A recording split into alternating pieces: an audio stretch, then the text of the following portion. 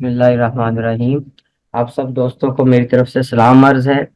अच्छा, इससे पहले हमारा नमपाई का एक लेक्चर हुआ था, उसमें मैंने आपको बेसिक अरे को कैसे क्रिएट करते हैं ये समझाया था। फिर उस बेसिक अरे की इंडेक्सिंग कैसे करते हैं और स्लाइसिंग कैसे करते हैं, इस पे कई एग्जाम्पल से हमने इम्प्लीमेंट करने की कोशिश की थी।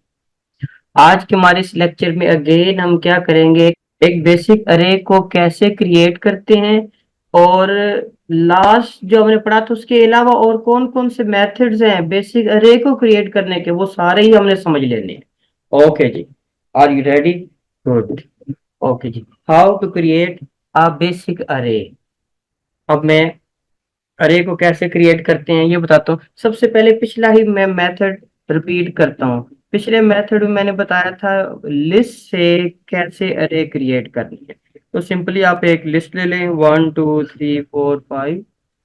ओके, आप एनपी में अरे एक वेरिएबल लिया और एनपी डॉट अरे ये लीजिए। इसमें मैंने स्क्वायर ब्रैकेट लगाऊं और अब देखो भी दो तरीके हैं। मैं स्क्वायर ब्रैकेट लगा के 1 2 3 4 5 ये लिखा मैंने। अब गौर से देखिएगा जी, और ये रे ये रिपीट कर रहा हूँ कि आपके पास बेसिक रे बन गए। अच्छा, एक मेथड मैं क्या करता हूँ, इसे नहीं लिखता, अंदर स्क्वायर ब्रैकेट नहीं लिखता, ये ऊपर वाली माई लिस्ट यहाँ पे पास करवा देता हूँ। तो माई लिस्ट में यहाँ पे पास करवा दिया, ये माई लिस्ट। देखो अब मैंने स्क्वायर ब्रैकेट नहीं लगाई जब मैंने ऊपर वाली लिस्ट दी, क्योंकि लिस्ट के अंदर स्क्वायर ब्रैकेट आ गई है ना भाई, हम दोबारा क्यों डालें। ये आ गया। अब मैं रन करूंगा दोबारा से, देखिए वो बेसिक अरे एक बन जाएगी। अच्छा, 2D अरे कैसी बनती हैं, 3D अरे कैसे बनती हैं, ये भी मैंने पिछले नमपाई के लेक्चर में डिटेल में बताया था। नीचे लिंक शेयर कर दिया मैंने, आप वो लाजमी देखें। ओके, बेसिक अरे और कौन से मेथड है, हाँ टपल से भी बनाया जा सकता है। अगर मैं इसे माई लिस्ट को टपल में बदल दूं, ये देखिए मैंने स्क्वायर ब्रैकेट ले ली और स्क्वायर ब्रैकेट की जगह मैंने राउंड ब्रैकेट ले ली, ये टपल बन गया ना। अब मैं इसे रन करता हूँ तो देखिए फिर भी वही अरे बन गई। ओके हो गया, ठीक हो गया जी। नेक्स्ट और कौन से मेथड हैं जिनकी मदद से आप अरे बना सकते हैं। मैं आप अरे एक और बनाता हूँ। ओके जी, ये मैंने अरे लिखा और ये अरे 2 कर देता हूँ। अच्छा, अब नेक्स्ट मेथड है अरेंज डॉट अरेंज मेथड में एनपी डॉट अरेंज, ये मैं यूज करता हूँ, ये एनपी डॉट अरेंज। अब अरेंज ये सिंगल आर से आना है अरेंज। आप इसकी डॉक्यूमेंटेशन चेक कर लें, शिफ्ट और टैब दबाएं। देखो भाई यहाँ से स्टार्ट होगा, फिर आगे स्टॉप होगा और स्टॉप के बाद स्टेप होगा।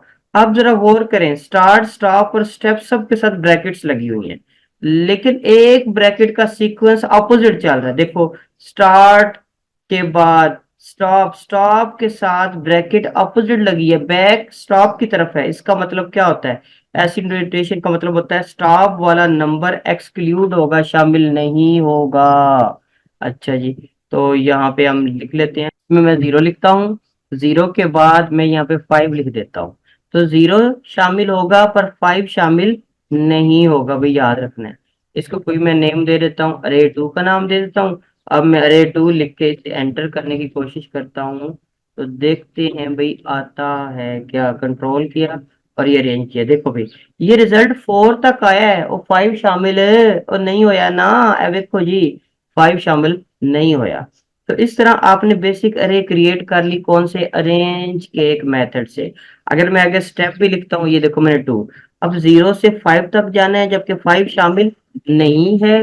और साथ 2 का स्टेप, स्टेप का मतलब है 2 का डिफरेंस होगा।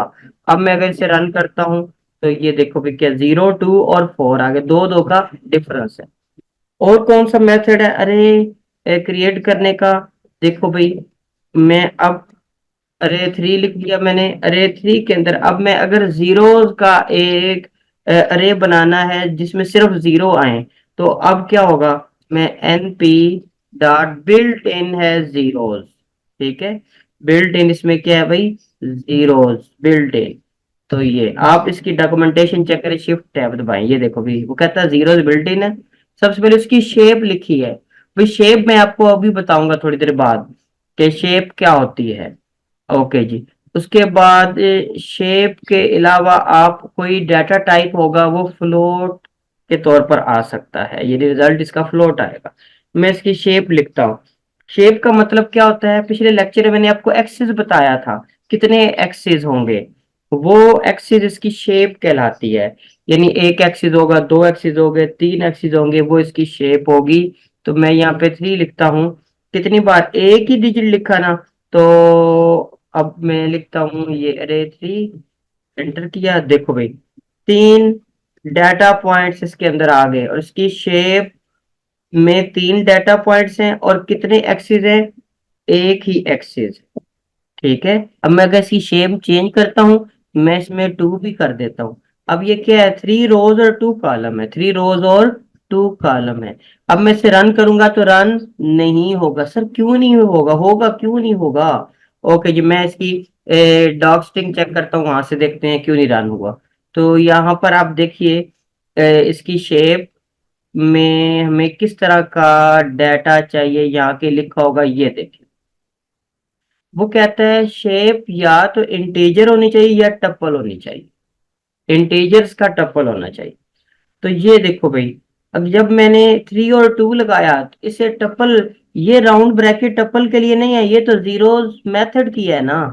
तो एक राउंड ब्रैकेट और लगानी है, ये लीजिए मैं एक राउंड ब्रैकेट और लगा दी। अब 3 और 2 दोनों राउंड ब्रैकेट्स में है, मतलब जीरोस की बाहर मेन वाली ब्रैकेट्स के अंदर 3 और 2 जो है ये टप्पल की फॉर्म में आ गया। मैं अब इसे रन करता हूँ, ये देखिए भाई, पहला एलिमेंट 3 रोज को शो करता है, दूसरा एलिमेंट कॉलम को शो करता है, ये देखो 3 रोज और 2 कॉलम आ गए, ये आपके पास अरे बन जाएगी। अच्छा, अगला मेथड है वंस का। अगर आप चाहते हैं सारे वन ही आए, तो मैं अब लिखता हूं np डॉट वंस, ये देखिए np डॉट वंस। अच्छा, वंस भी एक बिल्ट इन है, तो मैं इसे भी शिफ्ट और टैब दबाता हूं, तो देखते हैं वो क्या करता है। ये रिटर्न करता है एक कोई गिवन शेप और टाइप की, लेकिन फील्ड विद वंस लिखा हुआ है। क्या तो सारे वन ही आने हैं, वो वन ही आने हैं। शेप आपकी मर्जी की, देखो ये शेप है, ये 2 और 3, ये उसने टपल की फॉर्म में लिखा हुआ है, या सिंपली 2 लिखना है। इसका मतलब है, या आप इसमें इनपुट में इसकी शेप में एक इंटीजर लिखेंगे, या पूरे का पूरा टपल लिखेंगे with round bracket. Okay sir, हमें समझ आ ही रही है। अगेन मैं 3 लिखता हूँ, मैं इसे रन करता हूँ, ये देखो अरे आ गई 1 1 1, ये फ्लोट में आंसर आ रहा है, फ्लोट में पॉइंट में आ रहा है। इसमें एक सिंगल डिजिट है, तो ये एक रो एक ही क्रिएट हुई है। ठीक है, ओके। अब मैं यहाँ पे कॉमा डाल के 2 डालता हूँ। अब मैं अगर इसे रन करूंगा, ये रॉन्ग होगा, रॉन्ग होगा, रॉन्ग होगा। सर करके दिखाई ना, ओए ये रॉन्ग आ गया ना। क्यों भी रॉन्ग आ गया, क्योंकि मैंने आपको बताया है, आपने इसकी शेप को यहाँ टप्पल की फॉर्म में डालना है।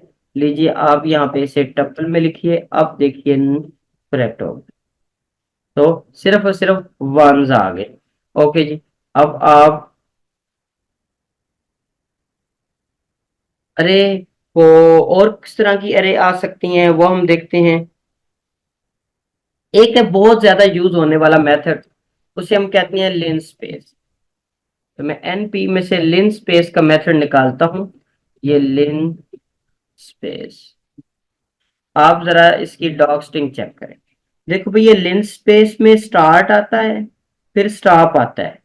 यहाँ तक तो ठीक है, अरेंज में भी स्टार्ट स्टॉप आता था, अरेंज में स्टार्ट और स्टॉप के बाद स्टेप आता था। लेकिन इसमें तीसरा पॉइंट नम है। नम मतलब नंबर्स, नंबर मतलब data points, how many data points you need, तो कितने डाटा पॉइंट्स आपको चाहिए। तो ये आपको चाहिए, मैं यहाँ से स्टार्ट लिखता हूँ, स्टार्ट है 0, और इसका आपको स्टॉप लिखता हूँ मैं, स्टॉप मैं लिख लेता हूँ भाई, क्या लिख लेता हूँ, 10 ले लूं। ठीक हो गया। अच्छा, स्टार्ट स्टॉप के बाद तीसरा एलिमेंट डाटा पॉइंट्स है, मैं कितना डाटा चाहता हूँ, मैं चाहता हूँ सिर्फ 5 नंबर्स निकलें, तो मैंने सिर्फ 5 लिखा। ये देखिए चेक कर लीजिए, 1 2 3 4 और 5 डाटा पॉइंट्स कितने, सिर्फ 5 हैं। और 0 से 10 के दरमियान से उसने ये डाटा पॉइंट्स निकालने हैं।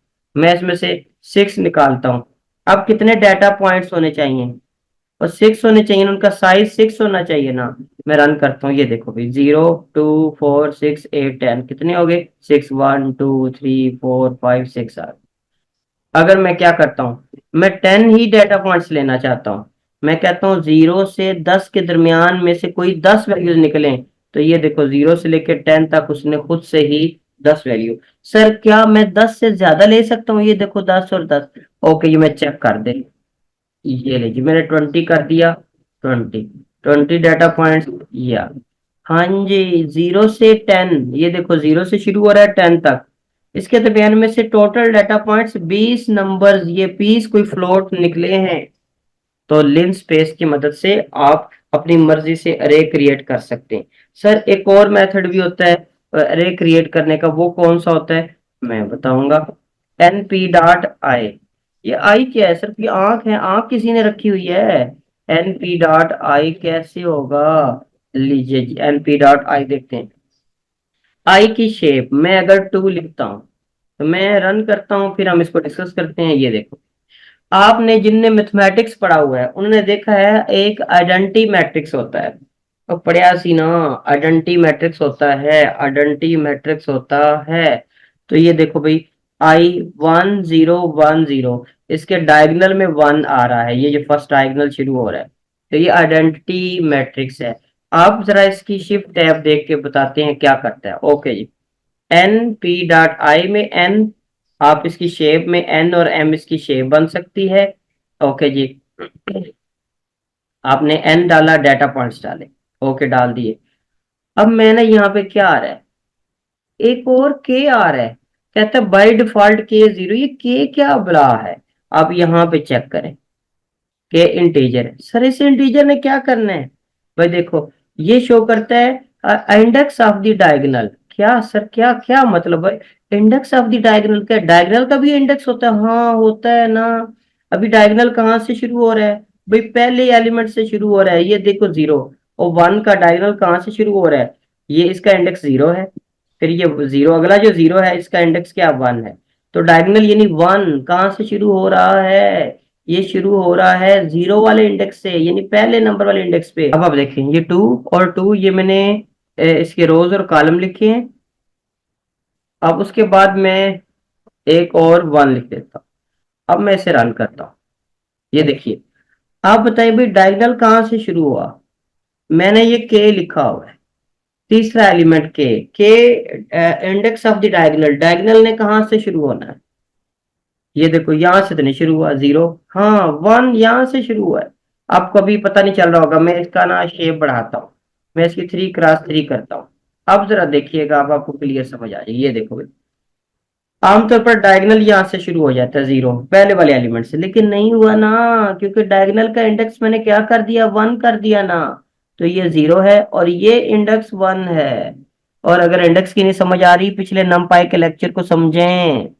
तो ये देखो यहाँ से डायगोनल शुरू हो गया, ठीक है। अगर अभी भी मजा नहीं आ रहा तो मैं इसकी शेप थोड़ी सी और बदलता हूँ। और ये लीजिए, ये मैंने एक शेप अब 4x4 कर दिया। ये देखो भाई, तो डायगोनल दूसरे एलिमेंट से जिसके इंडेक्स को 1 कहेंगे, क्योंकि इंडेक्स 0 से शुरू होते हैं। तो नम पाए में आई मेथड भी मैंने आपको बता दी। अगला मेथड एक और है, और ये जो दोनों मेथड हैं ये बहुत ज्यादा यूज होते हैं। यूनिफॉर्म डिस्ट्रीब्यूशन का मतलब क्या है? यूनिफॉर्म डिस्ट्रीब्यूशन की वैल्यू, ये तो एक जनरल सा मैंने आपके सामने ग्राफ सा बनाया, इसकी वैल्यू 0 और 1 के दरमियान में होती है। अच्छा, इसके मीनिंग है 0 से लेके 1 के दरमियान में हर वैल्यू के इक्वल प्रोबेबिलिटी, इक्वल चांसेस है।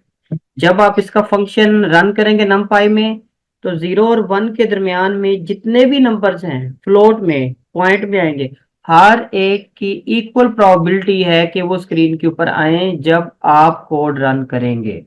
नमपाई में एक आपने रैंडम लेना है, मॉड्यूल रैंडम आ जाएगा, रैंडम के अंदर से रैंड निकलेगा। ये जी रैंड आ गया। तो रैंडम, रैंड क्या शो करता है? ये शो करता है इसने कोई रैंडमली डाटा उठाना है, लेकिन कहाँ से उठाना है? किसी यूनिफॉर्म डिस्ट्रीब्यूशन से डाटा उठाना है आपने, यूनिफॉर्म डिस्ट्रीब्यूशन से। मैं इसको चेक करता हूँ, देखो भी इसने कहाँ लिखा हुआ है। वो कहता है create an array of a given shape and populates it with random sample. कोई भी सैंपल लेगा, लेकिन कहाँ से लेगा? यूनिफॉर्म डिस्ट्रीब्यूशन लेगा। आप स्टेटिस्टिक्स में जाके यूनिफॉर्म डिस्ट्रीब्यूशन को अच्छी तरह पढ़े, तो आपको इसकी मजीद क्लैरिटी हो जाएगी। ओके जी, तो अब यूनिफॉर्म डिस्ट्रीब्यूशन में मैं कोई इसकी शेप लिखता हूँ। ये शेप है, तो ये देखिए 0.667, ये कोई 3 डाटा पॉइंट्स है। अच्छा, जो रैंड है ना, यूनिफॉर्म डिस्ट्रीब्यूशन होती है, ये 0 और 1 के दरमियान में होती है, याद रहे 0 और 1, तो इसका रिजल्ट 0 और 1 के दरमियान में ही होगा। तो समझ आई? ये देखो, अगर आपने 2 डायमेंशनल अरे लेनी है तो 3 क्रॉस 3 में 3 रोज और 3 कॉलम है, पहला 3 रोज और फिर कॉलम आ गई, ये दो एक्सिस हैं, पहला एक्सिस और दूसरा एक्सिस। लेकिन इस सात की वैल्यू देखिए 1 और 1 के दरमियान में। आप जितनी मर्जी इसकी एक्सिस ले, मैं एक और शेप बढ़ा देता हूँ। अब इसकी तीन, फर्स्ट एक्सिस, दूसरा एक्सिस और ये 3 एक्सिस हो गए, तो देखिए भाई ये 3 एक्सिस आ गए। तो तीनों में वैल्यूज देखें क्या है, रैंडम वैल्यूज हैं, लेकिन 0 और 1 के दरमियान में से ही उठाई गई हैं। जो इससे भी ज्यादा इंपॉर्टेंट है वो देखिए, वो स्टैंडर्ड नॉर्मल डिस्ट्रीब्यूशन। अब पूरी स्टेटिस्टिक्स तो मैं आपको समझाऊंगा नहीं, लेकिन यहाँ पे कुछ बेसिक बता दूंगा। स्टैंडर्ड नॉर्मल डिस्ट्रीब्यूशन बड़ी आउटस्टैंडिंग डिस्ट्रीब्यूशन है। इसके ये जो एक्सिस है ना नीचे वाले, इसको समटाइम जी एक्सिस भी कहते हैं, जी एक्सिस। इसकी वैल्यू यूनिफॉर्म डिस्ट्रीब्यूशन के लिए 0 और 1 इनमें लाई करती थी, जबकि अब स्टैंडर्ड नॉर्मल डिस्ट्रीब्यूशन की वैल्यू 0 से ऊपर भी हो सकती है, 0 से नीचे भी हो सकती है, लेकिन इसकी सिग्निफिकेंस है। अच्छा, 0 पर क्या है? 0 पर देखिए पीक बनी है। 0 पर क्या है, पीक बनी है, ये क्या शो करता है? ये एवरेज वैल्यू को शो करता है। ये दरमियान में जो है पीक, ये मीन वैल्यू को शो करता है, और किस जगह पर है वो 0, यानी 0, ये जो है ना जी इंडेक्स 0 है। इसका मतलब है एवरेज वैल्यू किसी भी डाटा की कहाँ लाई करती है, ये लाई करती है। अब कोई डाटा एवरेज से कितनी दूर है, ऊपर भी हो सकता है दूरी में, नीचे भी हो सकता है, दोनों सूरतों में इसकी लेफ्ट राइट साइड बनेगी। ये देखो भाई, एवरेज से कोई डाटा, ये वाला डाटा यहां से इधर जो डाटा है, ये 34.1% एवरेज से दूरी इख्तियार किए हुए है। तो जितनी कर्व आप आगे को ये शिफ्ट कर रहे हैं सेंटर के, इसका मतलब है वो डाटा एवरेज के ज्यादा करीब है। इधर से भी जो पॉइंट्स आप टुवर्ड्स द पीक लेके जा रहे हैं, इसका मतलब है वो डाटा एवरेज मीन वैल्यू से ज्यादा करीब है, और ये सबसे ज्यादा दूर डाटा किससे, एवरेज से। तो इस तरह की कोई डिस्ट्रीब्यूशन आपने यूज करनी हो, स्टैंडर्ड नॉर्मल डिस्ट्रीब्यूशन, तो मजीद डिटेल के लिए आप नेट से स्टैंडर्ड नॉर्मल डिस्ट्रीब्यूशन को अच्छी तरह स्टडी करें। मैं स्टैंडर्ड नॉर्मल डिस्ट्रीब्यूशन लेता हूँ, एन पी डॉट, ये रैंडम आ जाएगा। रैंडम के अंदर से रैंड के बाद एन लगा देना है, रैंड के बाद एन, तो ये एन का मतलब है ये स्टैंडर्ड नॉर्मल डिस्ट्रीब्यूशन होगी, स्टैंडर्ड नॉर्मल डिस्ट्रीब्यूशन। आप डॉग स्ट्रिंग इसकी चेक कर लें क्या शो करता है यहाँ पर। ओके जी, ये कोई रैंडमली डाटा जनरेट करेगा, लेकिन कहाँ से, स्टैंडर्ड नॉर्मल डिस्ट्रीब्यूशन से, जो भी मैंने आपको समझाई है। ओके जी, आप इसकी शेप लिखते हैं। शेप का आपको मतलब पता ही है, मैं अगर शेप सिर्फ एक एक्सिस की डालता हूं तो ये आ गया। इसकी वैल्यू नेगेटिव भी पॉजिटिव भी होगी, दोनों हो सकती है। ओके, मैं रोज एंड कॉलम दोनों को अब शो करता हूँ। ये देखिए पॉजिटिव और नेगेटिव दोनों वैल्यूज आई, 4 रोज और 4 कॉलम। और अगर मैं एक और, चलो मैं 2 लिख देता हूँ, एक और एक्सिस बढ़ा देता हूँ, तो अब देखिए भी क्या होगा जी। अब आपके पास डाटा क्या है, ये देखिए। तो ये अरे क्रिएट करने के मैंने आपको डिफरेंट मेथड्स बताए हैं, डिफरेंट मेथड्स बताए। अच्छा, अब ना इसमें एक इसमें एक मजेदार बात, अब हर बार इसे रन करेंगे रिजल्ट क्या आएगा, ओए। अब गौर कीजिएगा, यहाँ 0.4 लिखा हुआ है, 0.4 लिखा है। मैं इसे रन करता हूँ दोबारा से, तो क्या आया, वही 2.95 आ गया। हर बार रन करने से डाटा डिफरेंट आ जाता है। अगर आप चाहते हैं सर डाटा डिफरेंट ना आए, हर बार सेम आए, तो मैं क्या करता हूँ, इसी के ऊपर रैंडम डॉट सीड, इसको एक सीड डाल देता हूँ, रैंडम डॉट सीड। इसके आर्गुमेंट में कोई वैल्यू लिख दे, 1 2 3, कोई वैल्यू लिख दे। अब क्या होगा, वैल्यू में, ये देखो 1.6 आई ना इसकी वैल्यू। मैं दोबारा रन करता हूँ, ये देखिए जी, मैं दोबारा रन किया। ओके जी,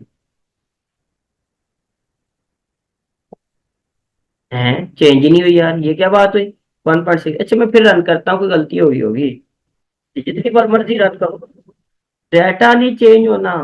पता क्या चला, अगर आप रैंडम डॉट सीड पहले लिख देंगे तो अरे का डाटा जितनी बार भी आपका प्रोग्राम रन करेगा हर बार डाटा सेम रहेगा। लास्ट बट नॉट लीस्ट एक और मेथड आपको समझाने लगा हूं, वो भी रैंडम से ही निकलेगा। वो है अगर आप इंटीजर लेना चाहते हैं, रैंडम इंटीजर, तो रैंड इंट लिखेंगे भाई। क्या रैंड इंट, इसकी शेप क्या होगी, मैं डॉक स्ट्रिंग से चेक कर लेता हूँ। कहता है लो वैल्यू, हाई वैल्यू और उसका साइज। ठीक हो गया, लो वैल्यू इंक्लूसिव है, हाई वैल्यू एक्सक्लूसिव है, यानी हाई वैल्यू शामिल नहीं होवेगी, नहीं होवेगी। और इसका साइज, कितने डाटा पॉइंट्स चाहिए आपको, मैं यहाँ पे लिख के देता हूँ। ओके, लो वैल्यू 0 है, हाई वैल्यू मैं लिख देता हूँ 20। क्या 20 शामिल होगा सर, ना जी ना, 20 शामिल नहीं होना। तो क्या होगा, 0 और 20 के दरमियान से कोई रैंडम इंटीजर निकाला है इसने, और मैं जितनी बार मर्जी इसे रन करूं, इसका रिजल्ट क्या होगा, 20 ही नहीं आएगा, 20 नहीं आएगा, 20 नहीं आएगा, 19 तक जाएगा। ठीक है जी, 19 तक इसने जाना है। तो सर मैं चाहता हूँ डाटा पॉइंट्स 0 और 20 के दरमियान से 10 डाटा पॉइंट्स निकलें। तो अब मैं रन करता हूँ, ये देखो भाई, 0 और 20 के दरमियान से 10 डाटा पॉइंट्स निकले हैं। तो तीसरा इंटीजर इसका साइज बताता है कि how many data points you need. तो ये यहाँ तक आ जाएगा, 0 से 20 में से 10 डाटा पॉइंट। तो बेसिक अरे डेवलप करने के जो मेथड थे मैंने आपको हैं दिए बता, कहानी जाती है आगे। अब मैं आपको समझाऊंगा एक अरे में ऐड कैसे करते हैं, रिमूव कैसे करते हैं। ऐड और रिमूव करने का जो मेथड है और सॉर्टिंग का जो मेथड है, अब मैं आपको वो एक्सप्लेन करने लगा हूं। तो ऐड कैसे करना है, ऐड करने आगे ऑपरेशंस में भी मैं आपको नेक्स्ट लेक्चर आएगा उसमें भी बताऊंगा, लेकिन यहाँ पे हम कॉनकैटिनेट कर सकते हैं ऐड करने के लिए। आपको याद होगा पाइथन में कॉनकैटिनेशन हम करते थे, तो सर इधर करते हुए हमें क्या तकलीफ होती है, तो कॉनकैटिनेशन हम यहाँ पे भी कर सकते हैं। अच्छा सर, कैसे कॉन्कैटिनेशन कर सकते हैं कुछ बताएं तो सही। मैं ना कोई दो डाटा की वैल्यू लेता हूँ, एनपी अरे बनाता हूँ, बनाओ जी बनाओ बनाओ, बन गई जी बन गई। ये मैंने एक एनपी अरे बना ली, इसके अंदर मैं लिखता हूँ, ये देखो भाई स्क्वायर ब्रैकेट डाली मैंने, 1 लगा, 2 लगा, 3 लगा, गलत लगा सर की करी जा रही है, तो जी कामा पाई नहीं है। ओके जी सॉरी भाई, 1 2 और 3, ये आ गया। अब मैं एक बार लगाता हूं फिर, ये आपके पास आ गया np डॉट अरे, और ये आया, और ये आया। मैं लिखता हूँ 4.5.6। मैं इन दोनों को क्या करना चाहता हूँ, इन दोनों की अरे को, अच्छा, इस ऐड का मतलब ये नहीं है कि 1 और 4 ऐड होके 5 हो जाए, नहीं नहीं नहीं। इनका मतलब है दोनों जो अरेज हैं इनको क्या करना है, एक अरे बना देना, दोनों अरेज की एक अरे बना देनी है। मैं से लिखूंगा np डॉट कॉनकैटिनेट। ठीक है, कॉनकैटिनेट यार। ओके, np डॉट कॉनकैटिनेट है, मैं जरा शिफ्ट दबा के इसकी डॉक स्ट्रिंग चेक कर लेता हूँ यार। वो कहता है कॉनकैटिनेट में जितनी मर्जी डाटा पॉइंट सब लिखते जाए, और बाय डिफॉल्ट इसका एक्सिस 0 है, ये 0 एक्सिस के साथ रो वाइज सारे, यानी एक रो है तो उसके सामने एक और रो आ जाएगी, दोनों एक ही सिंगल रो बन जाएगी। ठीक है, और कास्टिंग करने के लिए सेम काइंड होनी चाहिए। चलें पहले मैं ये देखता हूँ। ओके, पहला डाटा कौन सा था, ए था, और दूसरा कौन सा था, बी। अच्छा, अब देखिए मैंने ए और बी को कंबाइन कर दिया तो 1 2 3 4 5 6 साथ ही एक ही अरे बन गई। तो हमने फाइनली दो अरेज को कॉन्कैटिनेट करके एक ही में ऐड कर दिया। ओके सर, ये तो आपने अरेज को ऐड करने का तरीका सिखाया। अगर आप अरेज को रिमूव करना हो तो फिर क्या करें भाई, रिमूव करना हो तो स्लाइसिंग और इंडेक्सिंग का मेथड किया जा सकता है। तो भाई अल्लाह दे नेक बंदे हो, मैं स्लाइसिंग भी दोनों पिछले लेक्चर समझाई है, इंडेक्सिंग भी समझाई है, तो दोनों ही समझाई है, लेकिन सिर्फ थोड़ा सा रिवाइज हो जाए और एक और मेथड भी इसमें शामिल हो जाए जो पिछले में नहीं है, तो मैं हूँ कुछ बताऊंगा। ओके जी, मैं ये अरे कर देता हूँ, अरे 3 शायद होगी, तो अरे 5। मैंने कोई ये नेम दिया है AR5, ठीक है, तुम जो मर्जी ना लो, अपना ना लिख लो बेशक। अच्छा, NP डॉट, ये अरे में लिखता हूँ। ओके जी। इस अरे में मैं क्या बनाता हूँ, मैं बनाता हूँ 1 2 3 4 और 5 बनाता हूँ। ओके जी। आपने ना जब इनको रिमूव करना है, तो अब हमने ना ऐड कर लिया, अब हम यहाँ पे रिमूव करने की कोशिश करने लगे हैं भाई, रिमूव करने की कोशिश करने लगे हैं। ओके जी, मैं यहाँ पर लिख भी देता हूँ कि सर हम क्या कर रहे हैं, हम रिमूव करने लगे हैं, और ठीक है ना, ताकि याद रहे, संद रहे। उसके इंडेक्स चेक कर लें। पहला इंडेक्स क्या होगा, 1 पे इंडेक्स 0 हो गया, फिर ये 1 इंडेक्स हो गया, फिर ये 2 इंडेक्स हो गया, ये 3 इंडेक्स हो गया, और ये 4 इंडेक्स हो गया। अब मैं चाहता हूँ कौन से इंडिसेस में रखना चाहता हूँ, मैंने यहाँ पे लिखा है इंडिसेस टू कीप। ये मैंने जस्ट वेरिएबल बनाया है आपके समझने के लिए। मैं ब्रैकेट्स के अंदर स्क्वायर ब्रैकेट लिख, तो मैं चाहता हूँ भाई मेरे पास 1 यानी पहले वाला इंडेक्स पे जो एलिमेंट है वो रहे। मैं यहाँ 0 लिखता हूँ, लिखें जी लिखें।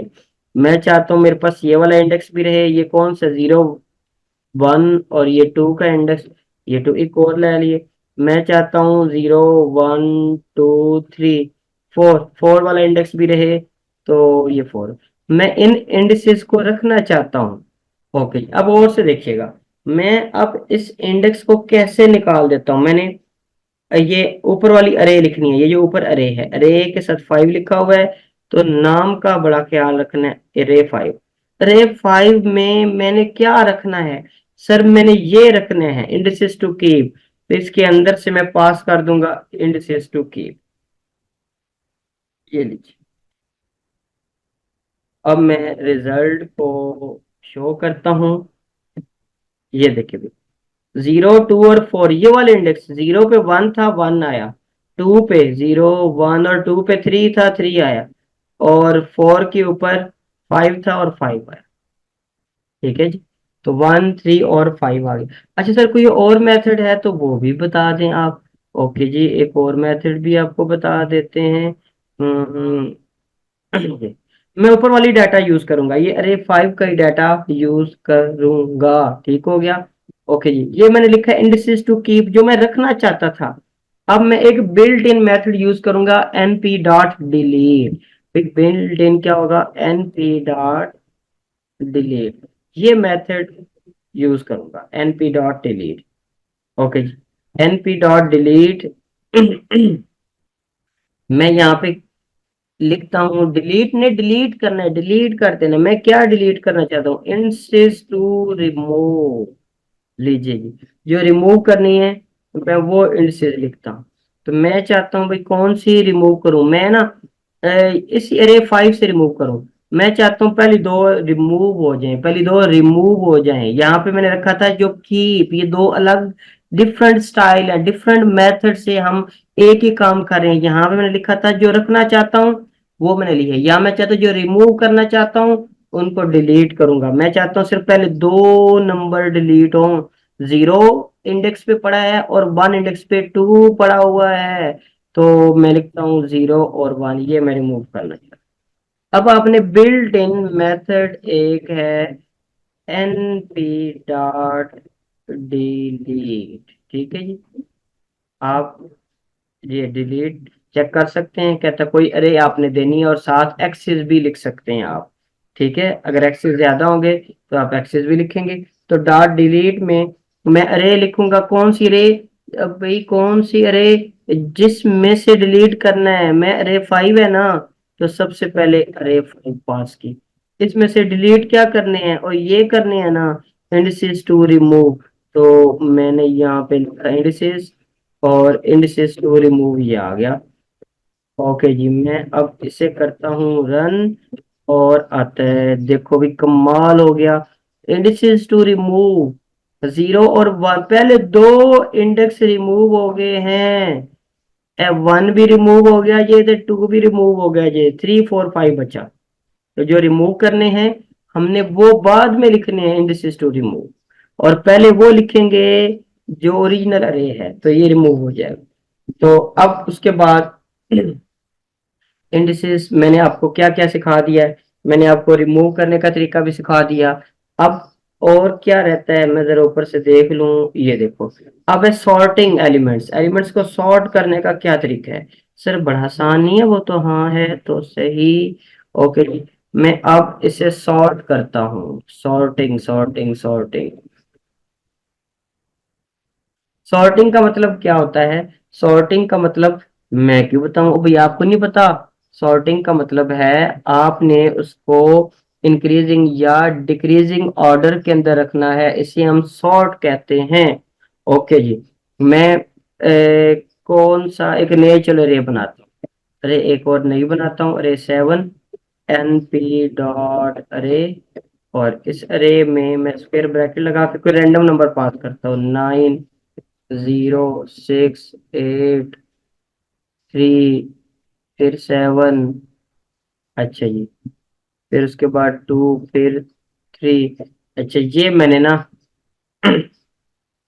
के सामने डाटा लिखा, मैं इसे सॉर्ट करता हूँ, ठीक है। तो सॉर्ट करता हूँ, np डॉट सॉर्ट लिखा मैं। इसे चेक कर लेते हैं इसकी डॉग स्ट्रिंग। तो डॉग स्ट्रिंग में कहता है कोई आपने शुरू में डाटा देना है, ए क्या है, ए है अरे लाइक, कोई डाटा आपने टू बी सॉर्टेड। ओके जी, तो ये ऑर्डर भी बताया हुआ आपने क्या लिखना है, यहाँ से जी चेक कर सकते हैं। काइंड काइंड के बाद इसका ऑर्डर चेक करते हैं। ये देखो, कहता है ए अरे है, तो आर्गुमेंट जो स्पेसिफाई करेगा वो कंपेयर करेगा पहले फर्स्ट को फिर सेकंड को, एंड सो ऑन, ये सिलसिला चलता जाएगा। ठीक हो गया। और इसकी रिटर्न में हमें क्या मिलेगा, आगे एग्जांपल भी दी उसने, ठीक है, ये एग्जांपल भी इसने दे के हमें समझाने की कोशिश की। अच्छा जी, अब मैं इसको रन करता हूँ। ओके, मैंने यहाँ पे रे तो लिखी नहीं, रे 7। ये देखो जी, उसने क्या किया, उसने इसको असेंडिंग 0 2 3 3 6 7 8 9, ये असेंडिंग ऑर्डर के अंदर उसे सॉर्ट कर दिया। असेंडिंग ऑर्डर में आपने समझ लिया, फौरन से आपके जेहन में ख्याल है सर इसको डिसेंडिंग ऑर्डर में भी करके देना। डिसेंडिंग ऑर्डर में करना भी बड़ा ही आसान है सर, करके दें ऐਵੇਂ थोड़ी होता है, चलो मैं यही कर देता हूँ। आपने सिर्फ दो नेगेटिव लगा देने हैं, ये डिसेंडिंग ऑर्डर में आ जाएगा। अरे जिसको डिसेंडिंग नहीं करना उसके साथ एक नेगेटिव लगा देना, और ये जो एनपी है इसके स्टार्ट में भी एक नेगेटिव लगा देना है। ये दो नेगेटिव मिलके इसको डिसेंडिंग ऑर्डर में कर देंगे सर, करके दिखाओ। ये देखो, देखो पहले 9 8 7 6 3 3 2 0, ये डिसेंडिंग ऑर्डर में भी कर दिया। तो इस तरह असेंडिंग भी हो गया और डिसेंडिंग दोनों हो गया। अच्छा, आज के लेक्चर का लास्ट पार्ट हमारा रह गया है, how do you know the shape and the size. देखिए, how do you know the shape size of an अरे, और क्या उसे रीशेप किया जा सकता है जी। ये दो बेसिक से क्वेश्चन है, इनका आंसर ढूंढने की करेंगे हम कोशिश। मैंने आपके सामने एक 3D अरे बनाई, भाई ये 3D अरे है। अगर ये समझ नहीं आ रही 3D अरे, तो पिछले लेक्चर को आप समझिए, उसमें मैंने आपको एक्सप्लेन किया हुआ है 3D अरे क्या है। ओके जी, तो ये तो आपके पास आ गई 3D अरे।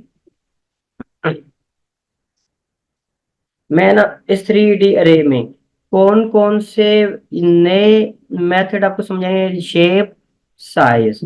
क्या इसकी शेप क्या होगी, इसकी शेप भाई हमें पहले पता है इसके 3 एक्सिस हैं, लेकिन सर फिर भी अगर हमें इसकी शेप को समझना है तो क्या करूंगा, मैं लिखता हूं भाई अरे, एग्जाम्पल वाली अरे डॉट शेप, ये।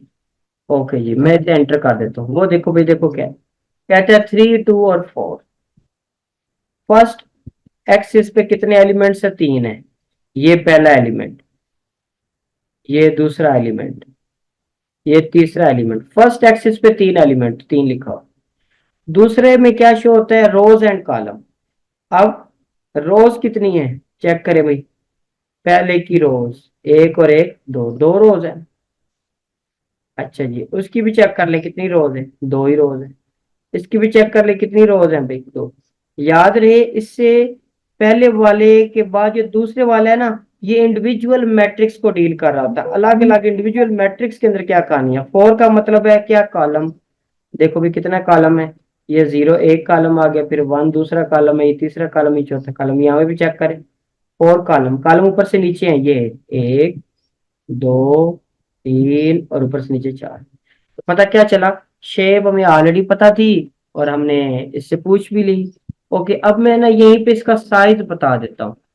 साइज क्या मतलब, इसके अंदर एलिमेंट्स की तादाद कितनी है, चेक कर ले कितनी है तादाद है, इनको गिन लें।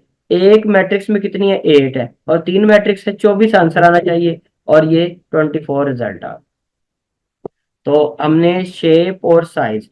सर अगर मैं इसे रीशेप करना चाहूँ तो फिर क्या होगा भाई, रीशेप, यस रीशेप। मैं इसकी शेप क्या थी, थोड़ी देर पहले मैंने आपको बताया था। पहले इंडेक्स पे 3 एलिमेंट्स थे, 3x, इसके टोटल एलिमेंट्स कितने हैं, 24 है। अब मैं इसे रीशेप करता हूँ। भाई रीशेप करने का मेथड है एक रीशेप। तो मैं लिखता हूँ अरे, यहाँ पे अरे डॉट एग्जाम्पल, ये आ गया। इसको मैं रीशेप, लो जी ये रीशेप। अब रीशेप के अंदर नई शेप बतानी। पहली शेप, याद रहे नंबर ऑफ एलिमेंट्स बराबर होने चाहिए, 24 एलिमेंट है। ये जो मर्जी शेप लिखें लेकिन उसे मल्टीप्लाई करें 24 आना चाहिए। ओके जी, मैं करता हूँ भाई 3.4.2, ठीक है। 3.4.2 मल्टीप्लाई करें, 4 मल्टीप्लाई 2 8 मल्टीप्लाई 3 24। ओके मैं अब इसे रन करता हूँ, ये देखो ये बना, रीशेप हो गया। तो ठीक है, क्या मतलब, पहले इंडेक्स पे 3 एलिमेंट्स होने चाहिए, 3 ही तो है। एक एलिमेंट पहले इंडेक्स पे, दूसरा एलिमेंट ये सारा, और पहले इंडेक्स पे ये तीसरा एलिमेंट, ये सारे का सारा मैट्रिक्स। दूसरे इंडेक्स में, दूसरे में क्या है, 4 एक्सिस, एक्सिस 4 मतलब 4 रोज होनी चाहिए, हर एक की रोज चेक करें 4 है ना, इसकी भी रोज चेक करें 4 है ना, और लास्ट पे कॉलम है, हर एक के कॉलम चेक करें, 2 कॉलम 2 कॉलम 2 कॉलम। तो पता क्या चला, ये आप कुछ भी अब लिखें लेकिन टोटल 24 साइज नहीं बदलना चाहिए। मैं यहाँ पे 1 लिखता हूँ, मल्टीप्लाई करें भाई, 4 3 टाइम 12 मल्टीप्लाई 1 12 आ गया, रन करूंगा, एरर आ जाएगा, कहता भाई शेप नहीं मैच करती, तुसी नहीं कर सकते, अरे एलिमेंट 24 है, हम इस शेप में नहीं बदल सकते। ओके जी, मैं क्या करूँ, मैं क्या करूँ, मैं क्या करूँ, मैं क्या करूँ। मैं अब देखो भाई, 6 और 2 और 2, लीजिए जी, अब रन करते, ओए होए होए, ये देखो उसने उसे रीशेप कर दिया। क्या मतलब, पहले इंडेक्स पे कितने थे, 6 थे, 1 2 3 4 5 6 कर दी। दूसरे इंडेक्स पे 2 रोज हैं, हर एक में देखें 2 रोज, और हर एक में 2 ही कॉलम। इस तरह आपको मैंने रीशेप करने का तरीका बता दिया। तो ये भी एक बेसिक था, बेसिक का सेकंड नंपाई का लेक्चर था। उम्मीद है आपको ये सारी बातें समझ आई होंगी। आपको कोई कंफ्यूजन हो तो आप कमेंट्स में लिख सकते हैं। अपना बहुत सारा ख्याल रखिएगा। अल्लाह हाफिज और टेक केयर।